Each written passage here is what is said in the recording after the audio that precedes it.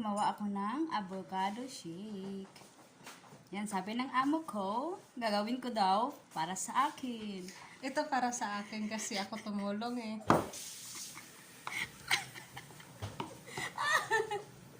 Ayan, di ba? Sa kanya daw yun kasi tumulong siya. Pero sabi ng amo ko, test lang daw siya.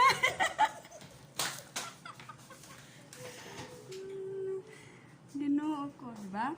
Ang ingay namin dito kanina kasi tawanan ng tawanan. Kasi nga sabi ng amo ko, test lang daw siya, hindi ko daw siya bibigyan. Kasi daw, para to sa akin lang daw. Ayan, di ba? Sarap yan kasi nilagyan ko ng gatas at saka asukal. Yan. Ginawa ko ng 3. Baka hindi sila makakatulog.